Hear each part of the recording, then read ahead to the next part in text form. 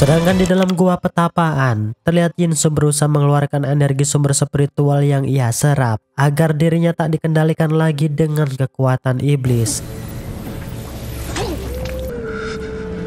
Namun sayangnya, dengan metode cara apapun, nampaknya ia gagal mengeluarkan sumber energi tersebut. Tak kekurangan akal, Yan-Er yang kejam, ia juga berhasil mengelabui pikiran Nonaran, yang hal itu membuat jiwa Nonaran melemah. Untungnya, Yinsu berhasil menghentikan tindakan Yan-Er. Nah, di sini Yinsu kemudian menyuruh Nonaran bermeditasi guna menstabilkan jiwa inti spiritualnya. Dan benar saja, berkat bimbingan Yinsu, Nonaran berhasil mencapai titik tingkatan pembentukan pil emas, yang bahkan ingatan masa lalunya mulai kembali pulih. Di sini Nonaran mulai berpikir siapa sosok jati diri yang sebenarnya ia di masa lalu.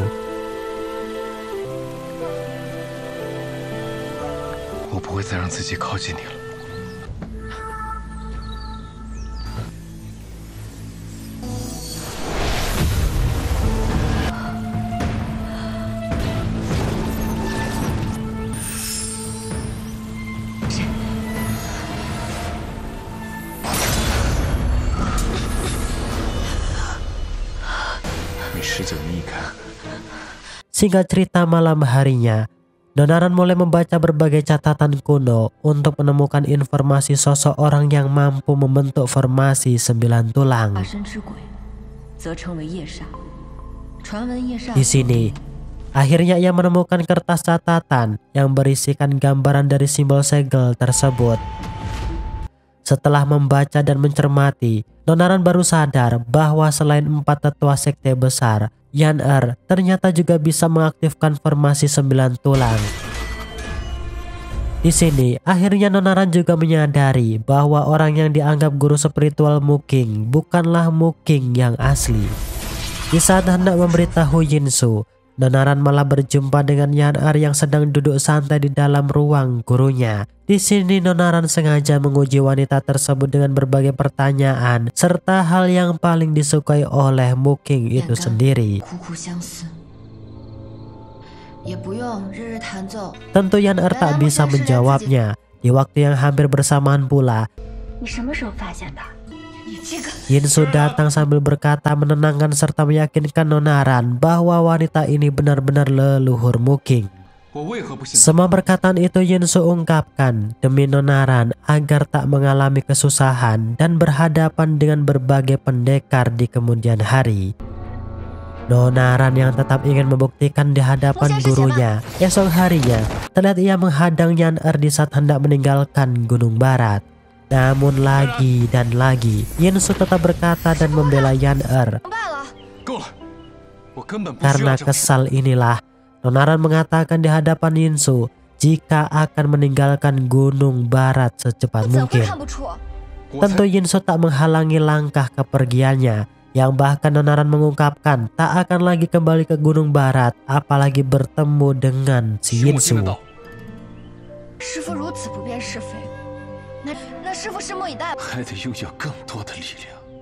Singkat cerita, terlihat para pendekar di segala aliran pun sudah sampai di Gunung Tianmai. Kedatangan mereka di sana tak lain untuk mengikuti ujian kompetensi demi mencapai ranah kultivasi pil emas. Bahkan juga nampak Yan-Er ikut serta sebagai peserta. Sedangkan di sisi lain, terlihat Nonaran dan ketiga teman seperguruan mulai berada di lereng Gunung Tianmai. Disinilah mereka diserang akar hidup penghisap darah.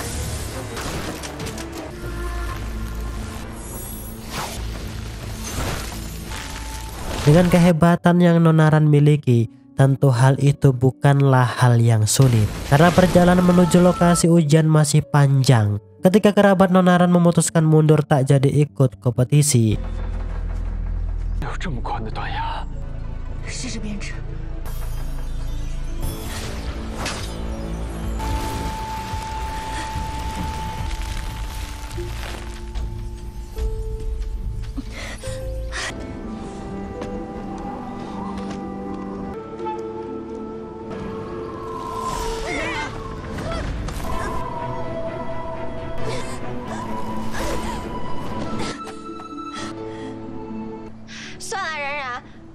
我能通过前面的关卡以示侥幸。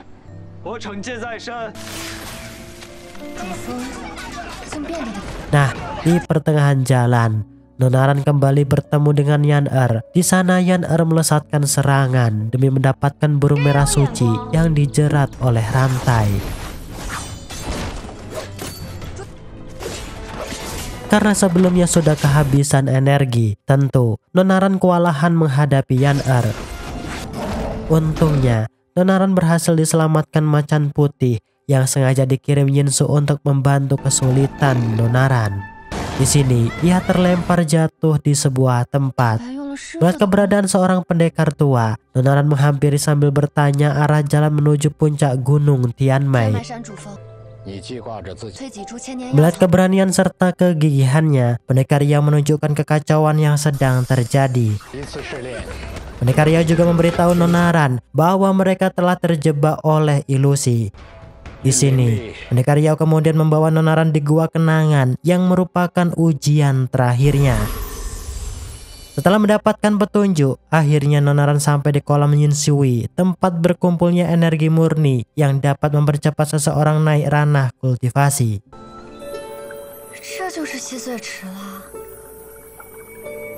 Dan benar saja, Nonaran akhirnya berhasil mencapai ranah tersebut.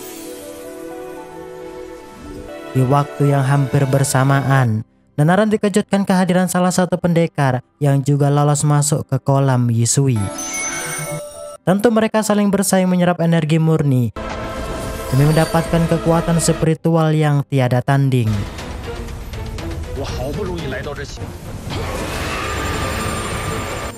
Ternyata pendekar tersebut ialah Wei Jiu. Karena memiliki kesempatan, Wei Jiu seketika melesatkan serangan untuk dapat membunuh Nonaran. Namun hal itu nihil ia lakukan, sebab ujian gunung Tianmei sudahlah berakhir. Yang malah Wei Jiu apes setelah keluar, sebab dirinya langsung dijerat formasi oleh para pendekar di segala aliran. Di kondisi itulah Yan-Er sempat memanfaatkan momen dengan melesatkan segel langit milik Suyu. Tentu hal itu sudah Suyu rencanakan, agar Yan-Er dapat menjebol bendungan air di Gunung Tianmei agar penduduknya tak terdampak musim kemarau. Tak berhenti sampai di situ, Yan-Er kembali mengeluarkan lebah pembunuh dewa untuk ngebunuh mereka semua.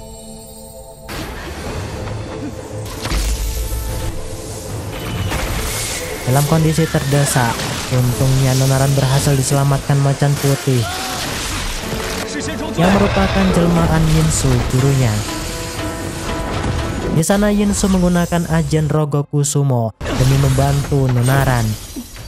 Tentu efek ajian tersebut akan membuat Yinsu kehilangan separuh dari kekuatannya. Yan-Er yang keluar duluan tentu ia menghasut para pendekar 4 aliran dengan berkata bahwa Nonaran telah berkongsi dengan sekte iblis yang tak lain Wei Jiu demi mendapatkan energi spiritual murni.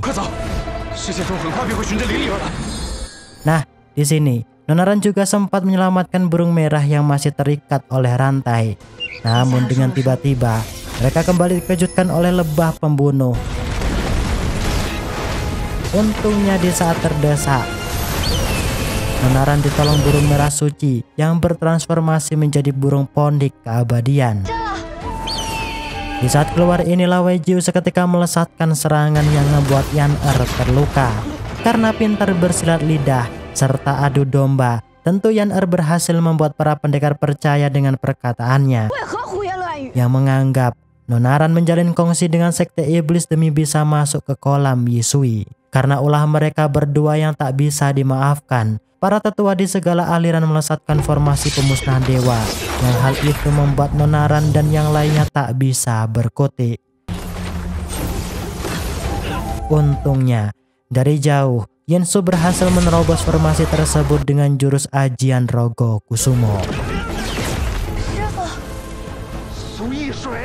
Efek mengeluarkan ajian jarak jauh terlihat Yinsu seketika pingsan, sebab lotus es yang menyegel energi iblis dalam jiwanya telah pecah.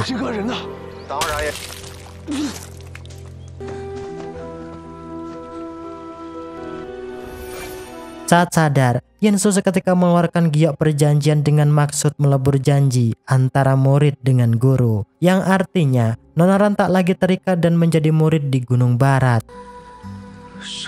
Di sini Yinsu takut jika jiwanya tak bisa terbendung, yang secara otomatis ia dikendalikan energi spiritual dan menjadi Raja Iblis. Setelah mendengarkan penjelasan Pendekar Zeng, akhirnya Nonaran tahu jika jiwa yang ada di dalam tubuhnya merupakan jiwa pil emas milik gurunya. Karena takut terjadi hal buruk pada sang guru, dengan bantuan akar ajaib, Nonaran masuk ke dalam bawah alam sadarnya. Karena jiwa pil emas yang sama, tentu Nonaran mencoba paksa menyalurkan energi pil emasnya ke dalam tubuh Yinsu.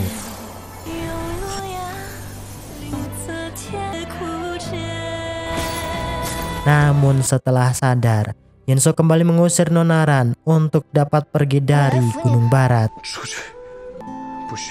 Yang bahkan ia mengungkapkan tak lagi kenal dengan Nonaran. Namun di sana Yinsu luluh dengan kata-kata yang diungkapkan oleh Nonaran yang membuat Yinsu curhat padanya.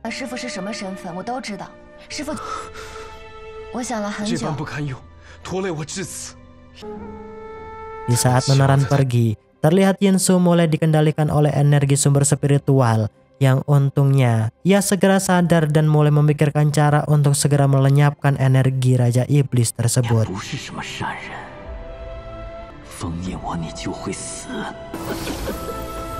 Dan benar saja, esok paginya Yinsu meninggalkan surat untuk semua muridnya di Gunung Barat. Isi surat tersebut memberitahu mereka untuk segera meninggalkan Gunung Barat. Sontak hal itu membuat Nonaran sedih dan berpikir jika gurunya mempunyai rencana dan niat lain yang sengaja disembunyikan.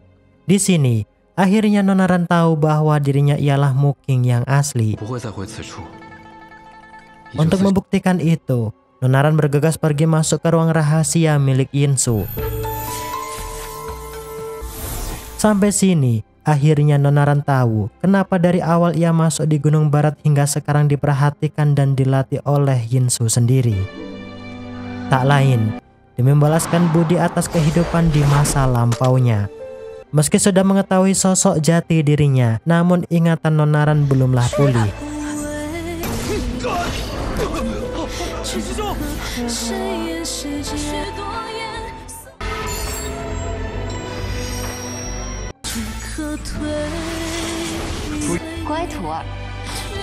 Dalam keadaan bingung, Nonaran kembali menghampiri Pendekar Zeng agar mendapatkan petunjuk. Karena tak bisa lagi menyimpan rahasia, Pendekar Zeng seketika lutut di hadapan Nonaran sambil bercerita memberitahu semuanya.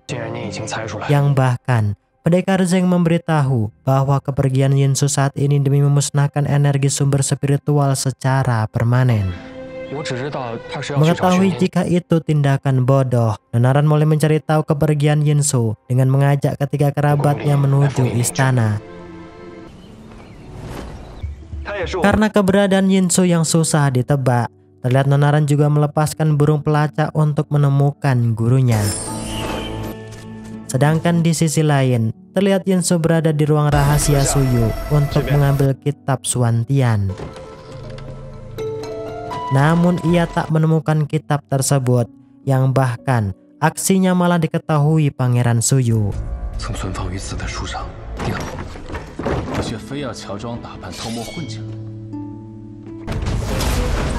Meski hanya seorang diri, terlihat Yinsu mampu mengalahkan puluhan pendekar sakti asal kerajaan.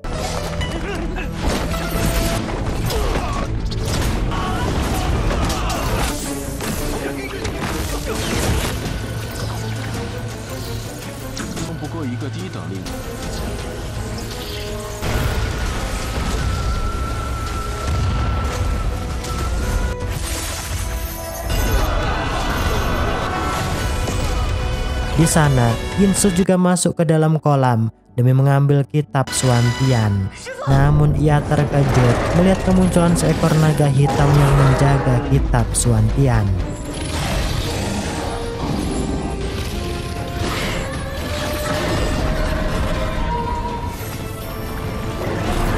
Demi menemukan dan mudah masuk ke dalam istana, Nonaran sengaja melakukan penyamaran menjadi Yan-Er. Namun sayangnya, ia tak bisa mengeluarkan kekuatan spiritual sebab ada segel hebat tanaman di istana kerajaan. Namun secara tak diduga inilah, Nonaran dikejutkan kemunculan Yinsu. Di sana Yinsu tentu marah dan seketika menyuruh pergi Nonaran agar tak terlibat urusan di istana. Sontak hal itu dibantah Nonaran sambil berkata bahwa akulah gurumu. Melihat hal itu tentu Yinsu terkejut sebab secara perlahan ingatan Muking mulai kembali. Karena raga yang masih terperangkap. Malam harinya, Nonaran menemui seorang pendekar wanita bernama Nonnachu. Di sana ia memohon agar Nonnachu dapat ngebantu kesulitan yang dialami oleh Yinsu. Dan benar saja, berkat bantuan Nonnachu, terlihat Nonaran berhasil masuk dan menemukan Yinsu yang terperangkap. Meski sang naga sudah ia taklukkan dan kitab Suantian sudah didapatkan, namun Yinsu belum bisa keluar dari sana sebab ia harus memulihkan luka serta membantu naga hitam yang masih tersegel oleh spiritual rantai hitam. Sebelum Nonaran pergi, Yinsu berkata bahwa ia membutuhkan waktu 6 hari untuk bisa keluar. Usut punya usut, ternyata Pangeran Suyu sudah mengetahui keberadaan Nonaran di istana. Yang bahkan Suyu berkata jika ia akan merebut tubuh Yinsu demi hidup dalam keabadian. Tak sebatas itu, Suyu juga mengancam Nonaran agar mau menikah dengannya jika tak ingin melihat keluarga Sue yang dulu merawatnya terbunuh. Dalam keadaan bingung, dengan siasat perincian matang, Nonaran akhirnya setuju menikah dengan Suyu. Pernikahan tersebut digelar 4 hari mendatang, pas di mana Yinsu keluar dari dalam kolam. Sedangkan di sisi lain, Yan-Er yang usai bangun, ia bergegas menuju tempat keberadaan Suyu. Namun langkah kakinya dihentikan Nonnachu. Di sini Nonnachu sengaja berkata jika Pangeran Suyu mau menikahi Nonaran akibat terkena sihirnya. Tentu saja Nonaran berpura-pura mengalah dan menghindar agar Pangeran Suyu melihatnya. Dan benar saja, atas kelicikan yang selama ini terbohongi, Suyu menyuruh pendekar Feng menghukum berat Yan-Er bila perlu hingga mampus. Singkat cerita, tibalah hari perayaan pernikahan Nonaran dengan Suyu. Awalnya semua keadaan baik-baik saja.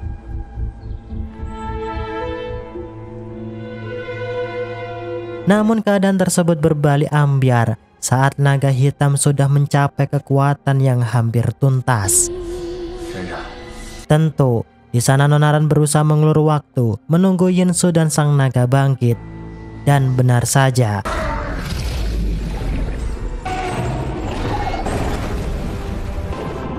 namun hal itu dapat dengan mudah diatasi pendekar Feng, yang membuat sang naga tak bisa berkutik.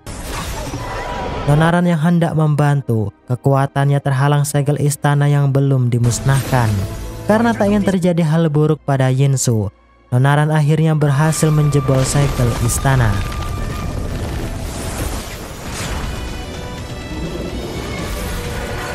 Suyu yang punya rencana lain. Terlihat pendekar Feng berusaha memindah alihkan jiwa Suyu untuk masuk ke dalam tubuh Yinsu. Sedangkan Yinsu sendiri masih terperangkap di tubuh sang naga. Namun tiba-tiba energi sumber spiritual aktif akibat kekuatan spiritual Suyu yang tak mampu mengendalikannya.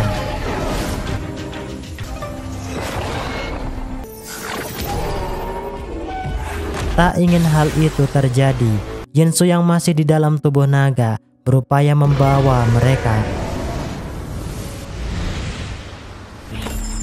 Di sana Yinsu berusaha menyadarkan Suyu agar tak dikendalikan energi sumber spiritual. Tentu sempat terjadi baku hantam antar mereka. Yang untungnya, Nonaran berhasil mengeluarkan jiwa Suyu menggunakan setetes darah ponik merah abadi.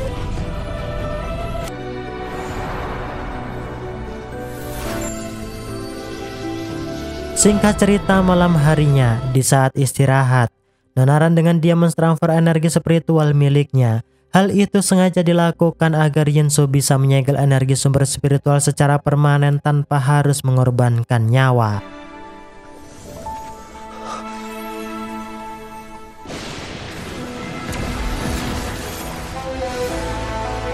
Setelah lama di pulau, mereka kembali mempelajari dan membaca kitab Suantian untuk bisa masuk ke alam iblis dengan tujuan menyegel sumber spiritual.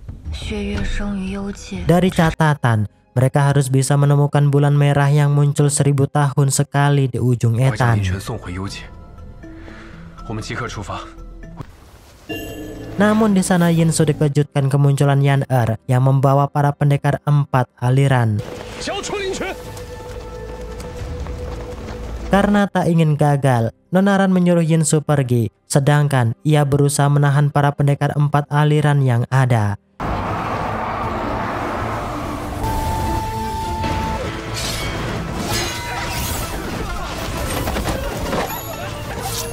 Di saat portal alam iblis berhasil dibuka, terlihat para pendekar tiba-tiba hilang kendali. Ditambah masalah makin besar karena Wei Jiu juga ada di sana.